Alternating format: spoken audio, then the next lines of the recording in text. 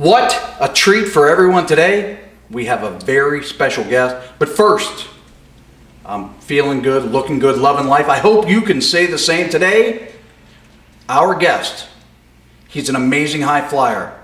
He's a tattoo artist. He lives a death-defying lifestyle as a deathmatch wrestler. Today, our guest, I know him as Brandon Graver, but you will call him G-Raver. G? Thanks for having me. Thank you for being here today. Absolutely, man. So we're going to jump right into it. All right. How did a love for wrestling start for you? Whew. Obviously, like, I grew up watching it young as a kid. I remember being at my grandmother and my aunt really raised me, and watching it, Saturday night. That was the biggest thing for me. I always remembered that. I remember thinking of that as a kid. And of course, I had the LJNs and the big wrestling ring. And You old enough for LJNs? yeah. Okay. Yeah. All right. Hey, I'm 32. All right. Well. Okay. All right. They were still in stores. It was close. It was close. They were still in stores. All right. Did you have some favorites growing up? Absolutely, of course. I liked a lot of the ones that a lot of everybody else liked. Was the Ultimate Warrior. I loved Hogan. I loved the Macho Man Randy Savage. I loved Ricky Steamboat, which, looking back at it, I always look at it because I see him now and I'm just like, I watch his stuff and I'm like, man, you could put Ricky's stuff in anything today and I feel like it would just, it would match Ricky Steamboat versus Ricochet, something like that. I could see that happening and that would be awesome. So looking at that and seeing as a kid and being like, oh, Ricky, it's just exciting to see that I'm still attached to those guys still today in the respects and when I watch the old footage of them guys. So, but I think, of course, those times being the best times for wrestling for me, I still I had a moment of getting out of it. And that was, during like middle school and sort of thing like that. I just kind of fell out of it. But a buddy of mine, he got me back into it. And my friend Robbie, he started telling me about like, hey, check this wrestling out and check this wrestling out. Because I started watching WCW and WWF, Attitude Era, everybody did. But it really wasn't till he started saying like, hey, there's an independent show coming to, Columbia, PA. And we got so excited. I remember like thinking like how excited I was to go to a wrestling show, just in any environment. I was just like super pumped, and so was he. So I remember the day of, we went down there, and it was supposed to be at some Columbia Fire Hall thing. It was supposed to have like Big Dick Dudley, a couple of other ECW guys, I'm sure. I can't remember the whole card. But Bob Backlund was also supposed to be there. Well, when we arrived, I remember like the whole drive up, we're super excited and we're like, man, like this is gonna be awesome. There's a tables match and Bob Backlund's gonna be there and blah blah blah. And we get there and the show was canceled. Mm-hmm. And we stood out there and we were just, the most bummed look on my face. And same with him. And then next thing you know, Bob Backlund gets out of a car and just pulls up. I guess the promoter didn't let him know that obviously he was no longer booked at a show anymore, but where I say my first moment is that he got out of that car and he was like, what's going on? And they told him what happened and he was like, well, let's still put on a wrestling show. He's like, get some firefighters or something. And he was, I think, half kidding, but he took the time to go around and, put everybody in the chicken wing. And I was like, oh wow, like this is really cool, and getting to meet him and him to be the first guy that you ever really like talked to in the business and right there in front of your face, that was a big deal for me. It was a huge deal for me, and it didn't let us completely down, like with the fact that there wasn't a wrestling show. So that moment in itself really shot me into another direction as far as a lot of different things. It was finding new wrestling and just loving wrestling a little bit more, having met somebody that did it, and him being so nice. Did you attend a lot of indie shows before you started getting into the business? No, I didn't. That was the biggest thing. It's like I had watched some, but I didn't know it as vastly as I thought I did. Once I finally went down and went to school and stuff like that. So.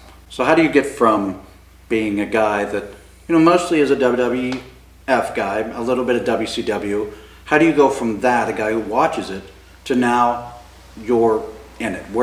How do we get from one step to the next? The next step is of course, it's always a touchy subject. Obviously, is goofing around with your friends and doing the backyard wrestling. Like I did that. I mean, the proof is out there. It's not hard to find this stuff. There's a lot of guys, I thought about that still have footage out there, and it's all over the place. Especially like Sanjay. Sanjay's in Best of Backyard Wrestling 1 videotape. Like we watched that religiously, and we're like, oh, look at this crazy stuff. When looking back at it, it was all kind of terrible. Okay. But that was the platform was doing it and goofing around and then seeing something in this that eventually years and years of doing stuff like this that you want to do more. You want more out of it. You want a bigger picture. So we collectively as a group had decided that we were all going to go our separate ways and go to different schools and figure out what was best for us. And I was the first one to leave. I was the first one to say, like, I'm going to go find a wrestling school. What school did you find? CZW Shikara Wrestle Factory.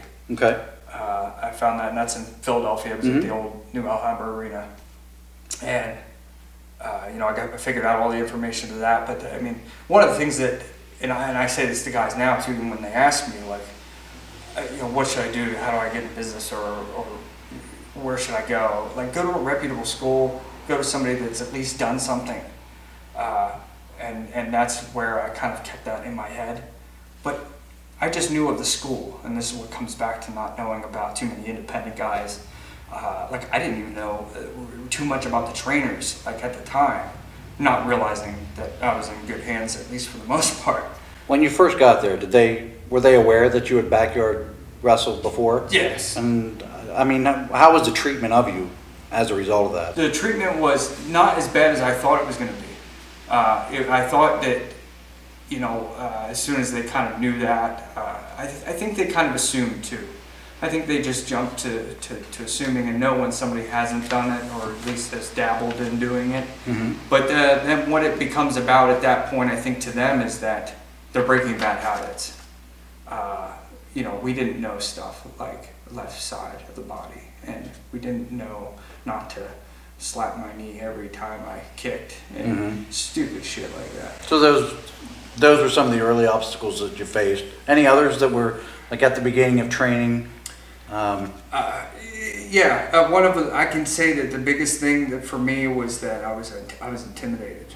I was intimidated by what it was because, like I said, I didn't know much of the trainers. The first class I ever attended with was Mike Quackenbush's advanced class, and besides a couple rolls and doing some bumps, and it kind of, he almost projected that he wanted me to show him something more, and to see where I was, and I think mentally and things like that. So, and this is going to sound crazy, but he had a drill going where the guys were, and he let me sit on it before I even attempted. But they were going in the corner and stepping up on the second rope, left foot on the top, and doing a back flip, landing on their feet. Okay, so what year was that?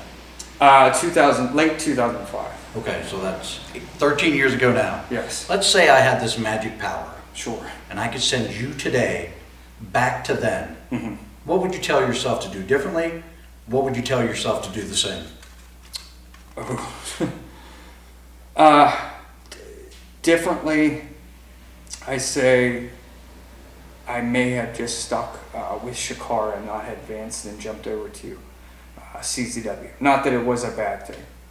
I wish I would have spent more time with them. I spent a little over a half a year with them, and then a little over half a year with CZW before I had my first match battle. I probably would have spent more time for sure, because at the time, the training was my hero, Claudio Castagnoli, which Cesaro and all that stuff. I feel like I'm name dropping. I'm not trying to. I'm just telling my story. But they were involved in the story, and them, like I said, back to not knowing. I probably would have done more research. I would have done more research, and not in a bad way, just to kind of keep myself a little ahead of the game, because I felt like I also was kind of outcasted in the sense that I didn't know a lot of that stuff. I mean, even though it probably wasn't expected of me to know a lot, I felt like there was times where, I mean, we all have been there, where stuff's being said and you're like, I have no idea what's being talked about right now, and I don't get it, and I don't know, and I don't understand. So I probably would have done that for sure. Would have learned a little bit more about, my trainers and where they came from at the time too. Okay, so we're there. We finished our training. Right. How do we get from that wrestler that came fresh out of the school to the deathmatch champion that we see now? I think how that happened was, I'm glad that a good percentage of my career I just did wrestling, regular wrestling. I always loved deathmatch wrestling. I just never saw myself getting thrown into it. I never saw it happen. This all happened organically. There wasn't anything about it that was forced. It just seemed to make sense. But I'm glad that through that time and getting to there was a development in my character. It was a development in who I was. It was a development in getting better as time went on. So I've used all of that stuff to ultimately develop what is now involved in the deathmatch wrestling. So I look at all of this as one big thing that's helping me out in the end of things. And even the grand scheme of everything right now, this all makes sense. The reason why I'm getting over doing deathmatch wrestling is because I'm wrestling with it. I'm not just hitting somebody for 15 minutes with fucking like this. Okay, so I think anybody that knows you Sure. In real life outside of wrestling, or even anybody really that's watching now, can tell you're sort of a quiet, humble, soft-spoken man. How does this that I'm seeing now go from this to the ultra hardcore wild man that we see in the ring? That's probably the best question, because that's the thing I get the most is that like, oh, Brandon's real cool, he's real chill, he's real soft spoken, blah blah blah, all the stuff that you said. I get that from other workers, I get that from fans, that have seen me outside of wrestling. I think that, and this will probably sound, not too weird to you, but maybe to some of the fans, is you pull that from somewhere. You pull that from reality. My character now is all about, filth and violence and anything that is against society's mindset, and he's a psychopath. He's a psychopath, and I think there's part of all that in us, and I just tend to just try to pull that out a little bit more each and every time that I go out, and let that really sink in. Let that be the real horror in life, is the things that nobody wants to talk about. So that's kind of my drive for this character. That's kind of the drive for throwing it in people's faces, almost. Well, the things that people don't want to talk about include, in my research, I saw you getting smashed in the head with chairs. Sure.